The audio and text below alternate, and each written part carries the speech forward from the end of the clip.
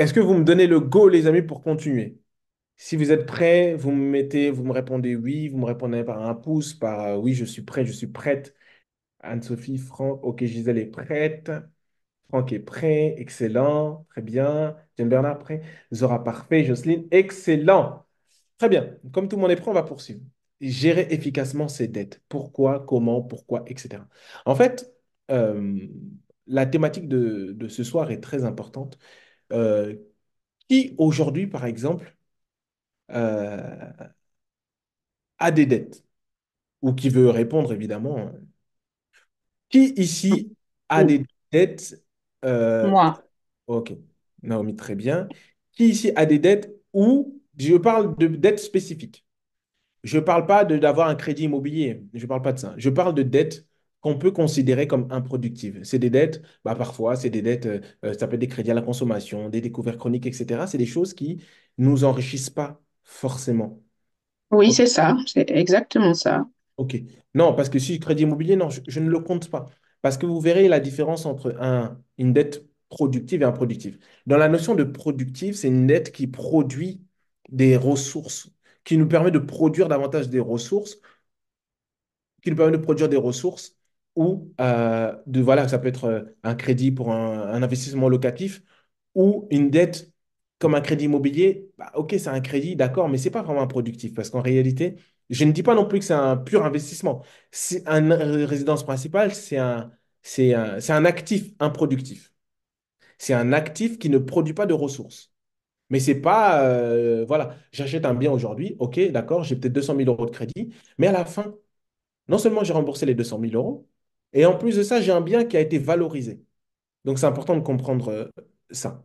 Et on peut avoir des dettes familiales, des dettes de crédit consommation, etc. C'est ça dont je parle aujourd'hui. Et pourquoi j'ai mis gérer efficacement ces dettes? Ben parce qu'en fait, bah, les dettes, c'est quelque chose qui peut sembler, qui peut être en réalité neutralisé. Quand je dis neutre, bah, ça ne veut pas forcément dire que des dettes, c'est une mauvaise chose. Mais non, la question, c'est quel genre de dette, quel type de dette tu as et quelle est l'incidence de ces dettes dans ton patrimoine immobilier, financier, global, etc. On va lire juste un passage dans la Bible. OK. Psaume 37, verset 21. Le méchant emprunte et il ne rend pas. Le juste est compatissant et il donne. Là, on va voir ensemble huit étapes, 8 R. Voilà, c'est euh, simplement un petit code, un acronyme pour pouvoir vous permettre de retenir. On va voir 8 clés pour sortir des dettes. Et je vous en supplie de ne pas négliger chacune de ces clés. Elles vous concerneront peut-être pas tous, mais en tout cas, je crois que par la grâce de Dieu, il y a peut-être une sagesse que vous allez pouvoir tirer de cela. Très bien. La première étape, si tu veux te libérer de tes dettes, en gros, le thème, c'est les 8 R pour se libérer des dettes improductives qui t'empêchent de réaliser tes projets. On parle ici des dettes qui nous empêchent de réaliser nos projets. La vérité, les amis, c'est que il y a les établissements financiers ne sont pas là pour nous enrichir. Les établissements financiers sont là pour gagner de l'argent, faire leur travail. Et parmi les choses qu'elles proposent, elles proposent des choses auxquelles beaucoup d'entre nous avons souscrit. Et, euh, et c'est des choses qui peuvent nous aider ponctuellement. Le problème, c'est quand ça devient, un- ça devient quelque chose de définitif, dans lequel on n'arrive plus à en sortir. Et ça, c'est dramatique. Mais ce n'est pas une fatalité. Amen. Première étape pour sortir de tes dettes, le R de recenser. Apprends à recenser toutes tes dettes. Donc là, tu vas t'asseoir, te dire, OK, à qui je dois de l'argent? Tu peux même faire ça sur une feuille ou un cahier. J'espère quand même qu'en 6 semaines, vous prenez des notes. Ah oui, Naomi, en tout cas, j'ai pas de doute là-dessus.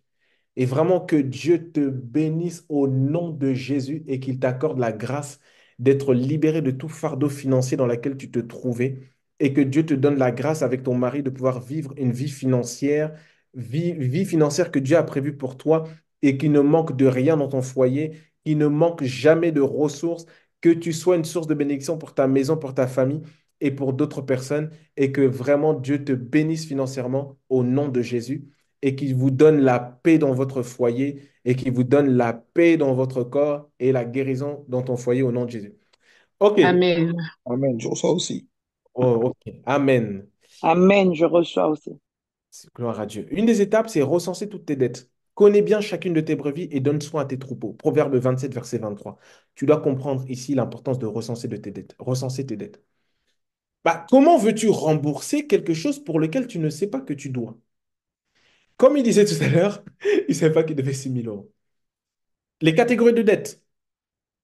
J'ai des dettes familiales. Tu notes, tiré. Je dois de l'argent à ti, ta, ça, si, ça. J'ai des dettes fiscales. Ah, toi, tu es courageux, toi, hein, de devoir de l'argent au trésor public. Tu vas te retrouver avec une inde saisie sur ton compte? Pas de problème. Dette familiale, amicale, dette fiscale, les dettes bancaires, chères banques, nos très chères banques. Les dettes bancaires, les découverts autorisés, les crédits renouvelables, les crédits consommation, toutes ces choses. N'hésitez pas. Les catégories de dettes. Dette familiale, amicale, dette fiscale. Est-ce que je dois de l'argent au trésor public, des impôts en retard? Est-ce que j'ai des dettes bancaires? Est-ce que j'ai des dettes professionnelles? Si tu as une entreprise, est-ce que tu dois de l'argent, etc. Et je vous assure que parfois tu dois de l'argent et tu te dis juste, bon, bah voilà, la personne ne me relance pas. Mais c'est vraiment du vol et une mauvaise habitude. Parce que toi, tu ne sais peut-être, la personne, tu crois qu'elle a oublié, mais elle n'a pas oublié. Mais elle n'a pas oublié. Mais c'est important de savoir que c'est pas parce que toi, tu penses que tu as oublié que l'autre personne a aussi oublié. Non. Recense tes dettes. Étape numéro 1. Tu ne règles pas ce que tu ne peux pas estimer. Tu ne sors pas d'une situation que tu ne peux pas évaluer. Donc, recense toutes tes dettes. Étape numéro 2, le deuxième R. Reconnaître sa responsabilité et ses erreurs. Toutes ces étapes, je les ai faites moi-même, sauf des situations dans lesquelles je ne me suis pas forcément retrouvé. Recenser tes dettes. Comme on l'a vu tout à l'heure, tu peux faire un tableau Excel. Moi, je l'ai déjà fait. J'ai pris mon tableau Excel, j'ai regardé, j'ai dit, waouh, je dois tout ça d'argent. Punaise. Et en fait, le fait de faire ça va te permettre de gagner peut-être en motivation et en prise de conscience. Parce que tu vas te dire, c'est pas possible, mais comment je suis arrivé à tout ça? Mais en fait, tant que tu n'as pas conscience, bah, en vérité, tu n'es pas alerté. Mais quand tu notes tout, tu vas te dire, waouh, bah purée, je veux m'en libérer. Deuxième étape, reconnaître sa responsabilité, ses erreurs. Le deuxième R, c'est reconnaître sa responsabilité, ses erreurs. R de responsabilité et erreur. La Bible dit, celui qui cache ses transgressions ne prospère point, mais celui qui les avoue et les délaisse obtient miséricorde. Les amis, je vais vous partager un témoignage personnel. J'avais des dettes à plusieurs milliers d'euros. Je faisais l'autruche quand on me contactait. Société de recouvrement par-ci, école par-là, qui m'appelle pour me demander des ressources. Tout le monde me demandait de l'argent, parce que c'est de l'argent que je devais. Mais le jour où j'ai dit, Seigneur, j'avoue, en vrai, j'ai des dettes, etc. J'ai pris un chèque, mon carnet de chèques, j'ai noté le montant de de tous ces dettes. J'ai pris plusieurs chèques. J'ai noté les montants que je devais et j'ai mis l'ordre. Bien que je n'ai pas donné ces chèques-là, c'était juste pour me dire, le fait que j'ai fait un chèque, c'était un engagement moral pour je vais rembourser. Et la Bible l'a dit tout à l'heure, le méchant emprunte et il ne rend pas. Ça veut dire que Dieu lui-même te dit que tu es méchant. La méchanceté, c'est de la sorcellerie. C'est gratuitement, c'est de la méchanceté. Et la Bible dit que le méchant emprunte et il ne rend pas. Des fois, on insulte les gens de sorciers. Toi, là, qui emprunte, qui ne rend pas. Ah, la Bible a dit que toi-même, mais tu es libéré au nom de Jésus. Reconnaître sa responsabilité. Donc, c'est important de se dire, Seigneur, j'avoue, j'ai ces dettes. Et écoutez ce qui s'est passé pour moi. Retenez bien ce témoignage. Et ceux qui recevront ce témoignage-là avec foi, peut-être que vous vivrez la même chose, j'en sais rien, mais c'est possible. J'ai pris toutes ces dettes, j'ai dit, Seigneur, je te présente toutes ces dettes. J'ai manqué de sagesse, c'est vrai. Mais je te présente toutes ces dettes. J'ai plus envie de les rembourser, mais j'avoue, regarde, je te les présente. Quand j'ai fait ça, là, j'ai noté toutes ces dettes. Il s'est passé un déclenchement de miracle impressionnant. Une personne à qui je devais 2 700 euros, Aussitôt que j'ai fait ça, quelques jours après, il m'écrit, bon, tu me dois plus rien. Tu me dois plus que 1 000 euros. Juste le fait que j'ai reconnu ma responsabilité devant Dieu, Dieu m'a fait miséricorde. Je ne dis pas, attention, que tu vas avoir effacement de toutes tes dettes, je n'en sais rien. Mais je vais te donner un autre témoignage. Je suis en rendez-vous avec une personne, en coaching avec une personne. Et cette personne m'explique qu'elle devait de l'argent à son bailleur, elle avait des dettes de loyer, des milliers d'euros de dettes de loyer. Et sauf que, évidemment, il faisait l'autruche. Il ne répondait pas, etc., aux créanciers. C'est ce qu'on appelle devenir un autruchien. Je rigole. Aïe, aïe, aïe, aïe, aïe. Il faisait des. En gros, c'est quelqu'un qui devient, commence à faire l'autruche, qui veut pas rendre rembourser. Écoutez bien ça, s'il vous plaît. Vous allez voir que peut-être que Dieu peut vous faire miséricorde de la même manière. Reconnaître sa responsabilité, ses erreurs. Il a contacté les créanciers, il a contacté les créanciers, etc. Il a reconnu sa responsabilité de ces choses. Ils ont fait une pause. Ils ont fait une pause. Écoutez bien ce qui s'est passé. Le client, je le reçois. On fait notre session de coaching, etc. Et ce qui se passe, c'est que il me dit, j'ai des dettes, etc. Je lui dis, OK, très bien. Et je lui dis, est-ce que tu reconnais que c'est de ta faute? Il me dit oui. Je reconnais que j'ai manqué de, voilà, j'ai manqué peut-être de discipline, etc. On parle. Je lui dis, tu sais que moi, je crois que mon Dieu, là, peut te faire miséricorde. Et il est vivant. Et je dis, est-ce que tu veux qu'on prie ensemble? On prie ensemble, on demande pardon à Dieu. On est là, évidemment, vous voyez, on est en masterclass, on ne peut pas faire la même chose qu'en coaching privé. Et des fois, tu vas dire, tiens, je ne vais pas payer 300 euros ou un coaching à 1 500 euros, pas de problème. Mais tu verras que c'est peut-être un seul module qui va te délivrer complètement de ta vie financière, peut-être compliquée. On a prié ensemble avec ce monsieur. Écoutez bien, hein, on a prié ensemble avec ce monsieur, il avait des dettes de loyer. On se voit la semaine d'après, on échange, et cette personne m'explique que elle a reçu un message de la comité du bailleur là, qui disait que son dossier était repoussé à une date ultérieure. Juste la reconnaissance de sa responsabilité, de sa transgression, Dieu lui a fait miséricorde. Est-ce que ça veut dire qu'il l'a effacé? Non, mais il lui laisse le temps de souffler. Reconnaître sa responsabilité, ses erreurs, c'est je te devais de l'argent, j'ai fait l'autruche, c'est vrai. Mais Seigneur, je reconnais que j'ai manqué de sagesse. Et la bonne nouvelle, c'est que la Bible dit si quelqu'un manque de sagesse, qu'il demande à Dieu et Dieu lui donnera son reproche. Donc, si tu manques de sagesse, c'est pas grave. Demande à Dieu, Seigneur, j'ai manqué de sagesse. Moi, j'ai dit, Seigneur, je te demande pardon. Je suis allé m'engager dans des formations, dans des activités dans lesquelles je n'avais pas l'argent. Et Dieu m'a fait grâce. Et c'est pour ça qu'on arrive au troisième point. Demander pardon à Dieu, c'est bien. Reconnaître sa responsabilité, c'est bien. Rétablir la communication avec son créancier, c'est mieux. C'est pas mieux, c'est la suite. Tu peux pas juste être là, oui, Seigneur, merci, pardonne-moi. C'est comme tu dis, Seigneur, pardonne-moi, j'ai offensé telle personne. Bah, va demander pardon à cette personne aussi. Et Dieu même dit, si tu viens et que tu as quelque chose avec un litige avec ton proche, va poser ton offrande et va voir ton frère afin que tu demandes pardon, afin que vous puissiez régler votre problème. Donc, c'est important de, étape 3, le troisième est rétablir la communication avec son créancier. Tu ne peux pas montrer que tu es bien disposé à rembourser si tu ne rétablis pas la communication avec ton créancier. C'est pas possible. C'est pas possible. Et des fois, même, tu dois de l'argent à la banque, hein. Moi, je le vois tout le temps. Ah, mais non, de toute façon, ils ne m'ont pas rappelé. J'attends le service recouvrement. Non, c'est pas une bonne chose. C'est pas une bonne chose. Ce que tu fuis, tu n'en seras jamais délivré. Même sur le plan naturel, c'est vrai. Rétablis la communication avec ton créancier. Tu as fait l'inventaire tout à l'heure. Tu as de l'argent familial, tu es aux impôts. Toi, écris pour demander. Et les amis, comme vous croyez, comme je suis en train de vous parler tout à l'heure du fait que les miracles financiers existent, j'ai pas fini. Un jour, moi-même, j'ai appliqué ces principes-là. La personne, elle m'a effacé 1 700 euros de dette soudainement. Et puis un jour, il m'appelle, il me dit, bon, même les 1 000 euros en question, garde-les. 2 700 effacés gratuitement comme ça? Mais c'est pas fini. Il y a encore un créancier à qui je devais 1 300 euros. Et j'ai dit, Seigneur, Saint-Esprit, regarde. Là, ils ont oublié de me contacter. C'est bon, là. Normalement, c'est bon et tout ça.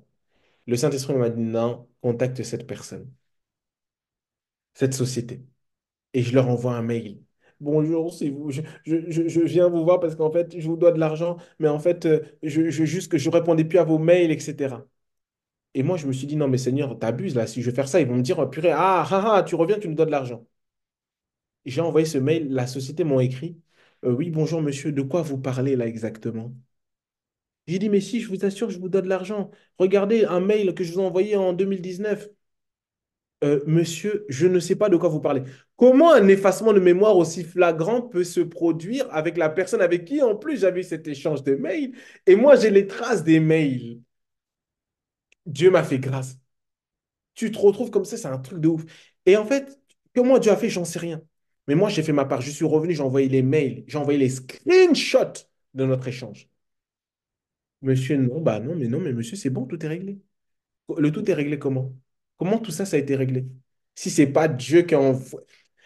Ah, si quelqu'un croit que ça peut lui arriver dans sa vie, je prie au nom de Jésus-Christ qu'il donne la force à quelqu'un, l'humilité de retourner devant son créancier, de demander pardon et de dire, tu m'avais prêté de l'argent et j'avais dit que je te rendrais à telle période, à telle échéance, je ne l'ai pas fait.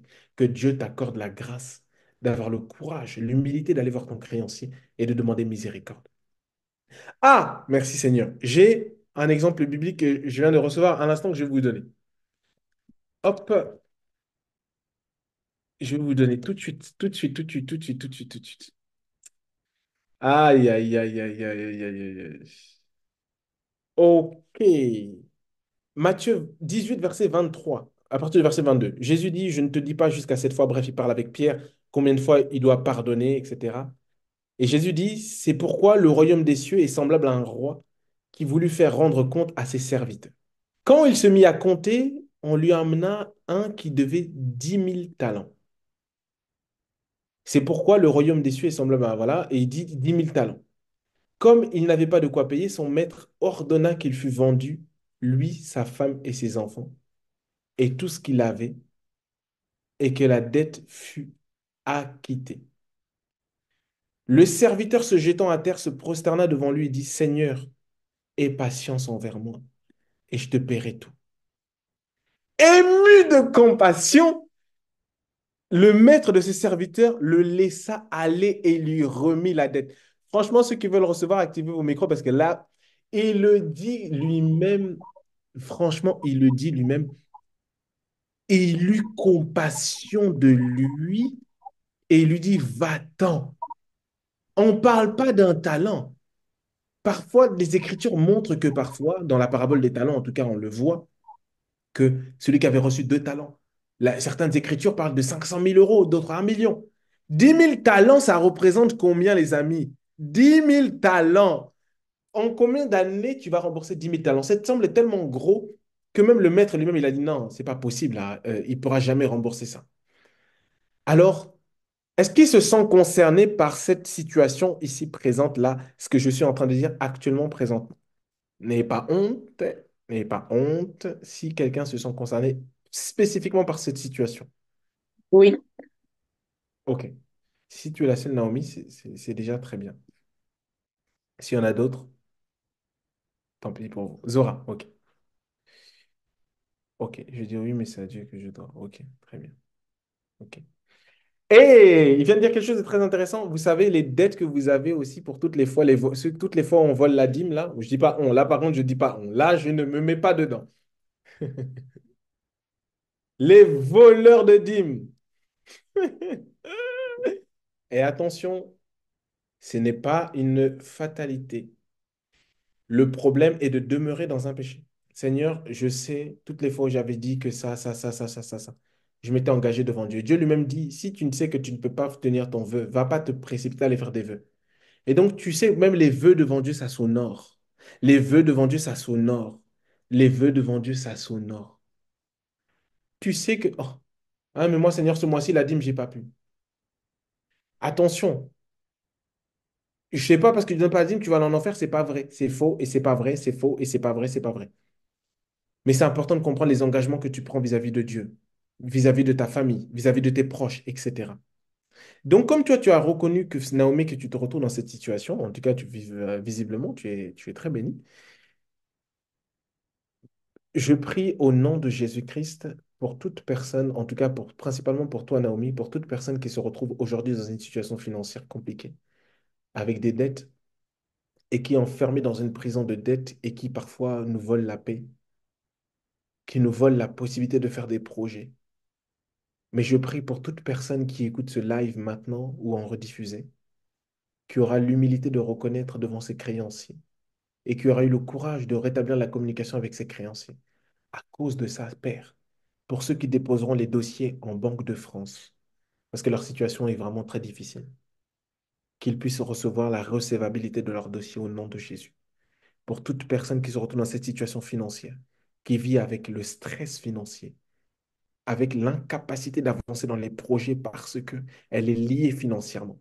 Seigneur, je délie cette personne au nom de Jésus et je prie, Seigneur, que à partir d'aujourd'hui, que tu donnes, Seigneur, à Naomi d'obtenir miséricorde et à toute personne qui a parlé et qui s'est reconnue dans cette situation, d'obtenir miséricorde.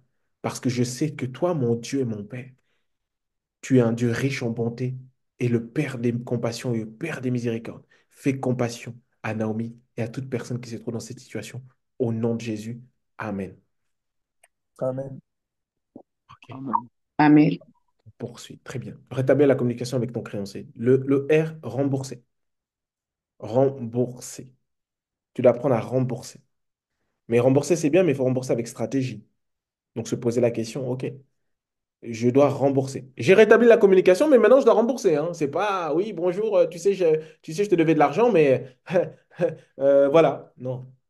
C'est, bah écoute, je te devais de l'argent, mais combien, quel échéancier tu peux me proposer?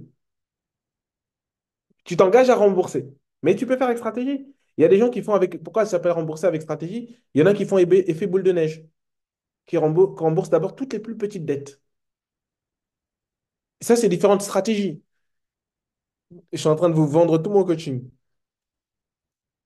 Mais c'est pas grave. Je sais que vous en avez besoin. Rembourser avec stratégie. Il y a plusieurs façons de rembourser avec stratégie. Ça peut être, tu commences par les plus petites dettes. Comme ça, tu élimines toutes les petites dettes, tu vas se concentrer sur les grosses. Moi, perso, j'avoue, quand je remboursais toutes les petites pour rester concentré sur une seule. Pour les grosses. Il y en a qui remboursent par les coûts du crédit. Il y en a qui commencent par les dettes qui coûtent le plus d'argent. Tu as un crédit ici à 5%, à 9%, à 4%. Il y en a qui se focalisent sur ça. Mais moi, pour ma part, j'étais plus à l'aise avec le fait de rembourser d'abord toutes les dettes. Les plus petites dettes ici, je dois encore 400 euros, 200 euros. Là, j'enlève ça, je reste concentré sur les grosses. Il y en a qui commencent par les grosses, qui attaquent les grosses pour arriver avec les petites. Mais moi, j'aimais moins avoir ma tête un peu dispersée partout. Ensuite, étape 5, tu peux rembourser. Mais tu dois respecter ta parole et ton échéancier. Tu contactes le créancier, tu dis, OK, je souhaite rembourser. Il n'y a aucun créancier qui ne veut pas établir de plan de remboursement. Vaut mieux un petit remboursement qu'une perte sèche financière pour une entreprise. C'est évident. C'est évident. Respecter ta parole et ton échéancier. La Bible dit que votre oui soit oui, non soit non. Ce qu'on ajoute vient du diable, vient du malin. Donc, tu dois respecter ton échéancier. Vous savez que quand tu prends un engagement, par exemple, avec vous savez, pour le respect de l'échéance, pour moi, c'est comme le sursis de prison. C'est comme le sursis. On te donne le sursis. Mais si tu as le malheur de ne pas respecter ton engagement, ben, la vérité, tu vas en prison. Même, on te donne un rendez-vous. On te dit maintenant, tu sors ton sursis, tu as un bracelet. Oui, évidemment, il n'y a peut-être pas de personnes qui sont prisonniers ici, sinon je serais surpris de la prison du 21e siècle. Formation finance sur Zoom en prison, waouh! Je dirais vraiment, j'ai percé. Et encore que j'avoue, ça peut être une bonne chose. Mais en tout cas, gloire à Dieu pour la liberté. C'est que la même chose. On te dit, viens tous les jours pointer à 18 heures. Tu n'es pas là à 18 heures, frère. On vient te chercher, t'es en prison. Respecter ton échéancier, c'est la même chose. Si tu t'engages, je vais vous raconter une petite anecdote. Un jour, je devais de l'argent à une société de recouvrement, la même, hein. Et j'avais pris des engagements. Oui, moi, je peux rembourser 1200 euros par mois. 1200 balles par mois, hein. J'ai dit, OK. Et j'ai commencé à rembourser. Première échéance, refusé. Premier prélèvement, refusé. Et après, je m'engage sur, oui, je peux rembourser 500. Elle m'a mis un tel gros coup de pression, la dame, au téléphone.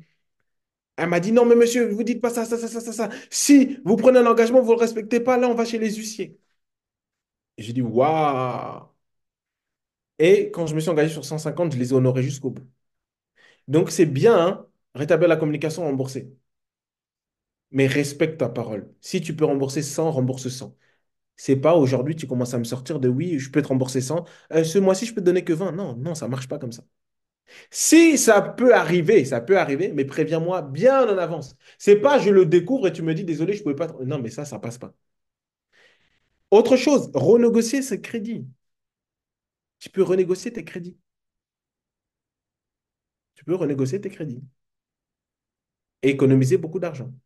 Je ne vais pas rentrer dans le détail là-dessus. Par exemple, tu as un crédit immobilier, bah, tu as eu un taux à 4%. Bah, les jours où les taux passent à 1,5%, il y aura pertinence 2% à renégocier.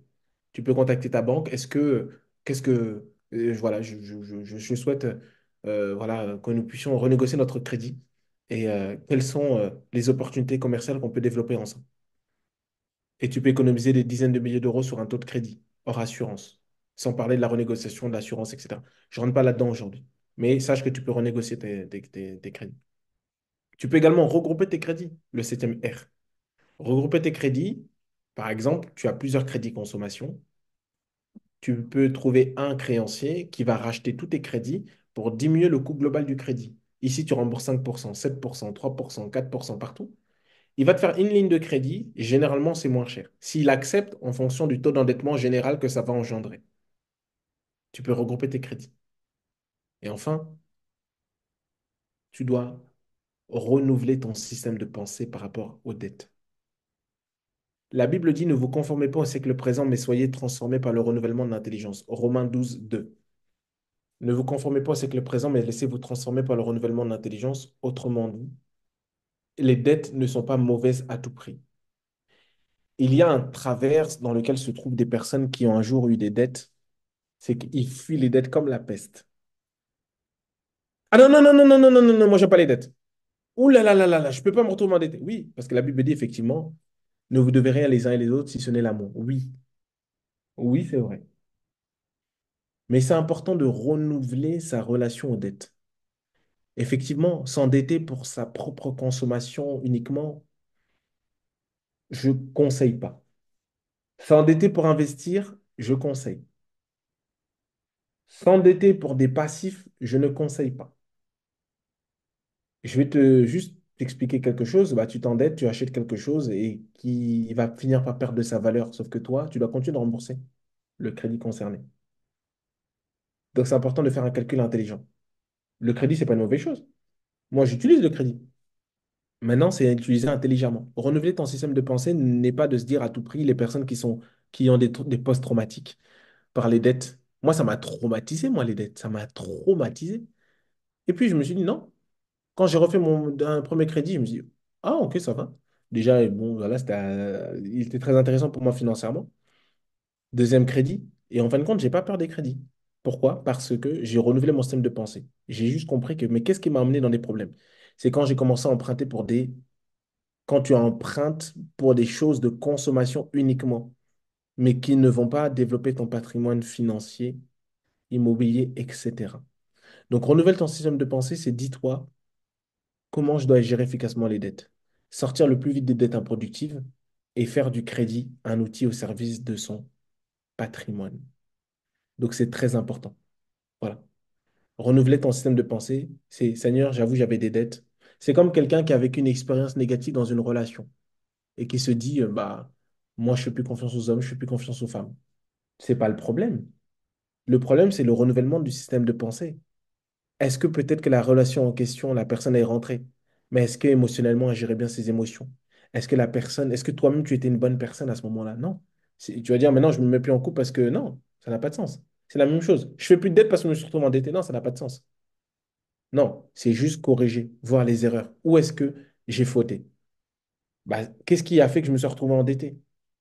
Bah, pourquoi je m'endette en vrai? Pourquoi je m'endette? Et tu vas voir que parfois, les endettements des personnes qui vivent dans ce rythme de vie-là, c'est parfois, on vit une vie au-dessus de nos situations financières. Tu viens emprunter pour acheter la dernière des voitures, mais tu n'as pas la situation financière qui te permet d'assumer cette vie financière. Donc, c'est pas le fait de se dire je m'endette pas, c'est se poser la question, est-ce que je le fais avec sagesse ou est-ce que je le fais plutôt bah, m'endetter, mais tu sais même pas pourquoi tu t'endettes. Et après, bah, en fait, c'est pas un mauvais problème. C'est comme l'argent n'est pas un problème. Le problème est le cœur qui tient ce porte-monnaie. Les dettes n'est pas un problème, encore une fois, c'est l'intelligence financière qui dirige cet argent. En tout cas, j'ai terminé, les amis, pour cette session. Avez-vous... sinon, on va laisser ça sur l'écran au cas où vous avez des questions sur un des aspects. Do you have some questions, please? S'il n'y en a pas, on va terminer. Là, normalement, peut-être qu'il y a des questions. Ok, très clair pour toi, Johan. Très bien. Ok. Qui ici a pris la résolution de rétablir la communication avec son créancier? Non, non, mais je disais tout simplement oui de mon côté parce que je pense contacter ma belle-mère très prochainement. Génial. Merci en tout cas pour ton implication et que, que Dieu te bénisse. Ok, très bien. Très, très bien. Pas de questions, les Alors, amis? moi, c'est en cours, hein, on est en pleine négociation, donc on va voir ce que ça donne. Très bien. Que Dieu va se trouver grâce. Ok, très bien. Ok, bah, comme il reste même pas 5 minutes, on va prendre un temps de feedback. Est-ce que quelqu'un veut me partager en quoi cette session d'aujourd'hui lui a été bénéfique? Même si que tu as activé ou pas ta caméra, tu peux prendre la parole. Alors, je vais dire une petite chose. Je suis Franck. Bonsoir, Franck. Oui, donc, les 8 R que tu as données ont vraiment des clés, des principes que Dieu lui-même a déjà donnés. Voilà, donc, j'ai reconnu cela. Et le Seigneur m'a permis aussi de les expérimenter, c'est-à-dire que de reconnaître que lorsque je dois, je n'ai pas d'excuses à donner et de ne pas faire le mort devant un créancier. Mais c'est vrai que le fait de communiquer avec le créancier, ça nous donne plus de paix que de Hmm. rester, que de faire l'autruche. Hmm. Voilà. Et puis, le truc là aussi qui m'a fait me dire, c'est le fait de renouveler son système de pensée par rapport aux dettes. Bon, Wow. c'est vrai que les dettes, c'est pas particulièrement une bonne chose, mais on en a besoin si on veut investir. Voilà. Voilà. Bon, Quelqu'un d'autre peut-être? Merci, Franck. Merci beaucoup, Franck. Que Dieu te bénisse abondamment. Encore une personne m'a permis de mieux centrer l'épargne. Très bien. Merci, Naomi. Génial. Très bien. Oui, effectivement, on vous a mis le lien pour ceux qui ont besoin d'une séance de coaching. N'hésitez pas. On vous a mis le lien tout juste sur le chat. Merci beaucoup. OK. Si il n'y a pas d'autres points, bah, c'est très bien. Ceux qui souhaitent réécouter pourront réécouter. Ceux qui auront besoin d'un accompagnement, ils pourront également me solliciter pour un accompagnement personnalisé en petits groupes. En petits groupes, on aura le temps évidemment de rentrer en détail. Ou moi, personnellement, je vais m'impliquer personnellement. Tu dois appeler ton banquier pour l'appeler. Enfin, on va pas, je vais pas l'appeler. Tu vas l'appeler, je vais te demander si tu l'as appelé. Tu dois mettre de l'épargne. Je vais te demander voilà, où tu en es dans tes épargnes. On va te demander, on va te poser la question. On va te poser la question. Ok, très bien. Johan, apparemment, toi, tu n'as pas de questions. Tout est clair. Bah écoute, Johan, merci beaucoup. Et puis voilà pour ce soir. Du coup, c'est bon. Éclat de ce que je pourrais présenter. En tout cas, que Dieu. Ok. Seigneur Père éternel, dans le nom de Jésus, nous te disons merci pour la soirée et pour la session de ce soir. Merci de ce que tu nous accordes la grâce d'être trouvé disponible pour pouvoir dispenser cette formation. Seigneur, si je suis en capacité d'enlever ces lundis de près de 2 heures de ce temps, je ne veux pas dire mon temps, parce que ce temps, c'est toi qui me le donnes et c'est toi qui renouvelle en nous la respiration, la vie, le mouvement et l'être. Je peux dire c'est le temps que je donne, non, c'est le temps que tu me donnes. Si j'avais pas le souffle de vie, je ne serais même pas là connecté ce soir. Et merci pour toutes les personnes qui se connectent ce soir et qui se connectent habituellement. Et celles qui ne se sont jamais connectées, tu leur donnes également d'être bénies en ton nom. Mais ceux qui particulièrement ont payé le prix de la première session à la dernière session, Seigneur, tu leur donnes d'avoir une portion double au nom de Jésus-Christ. Tu donnes à ceux qui étaient là d'être libérés des fardeaux des dettes.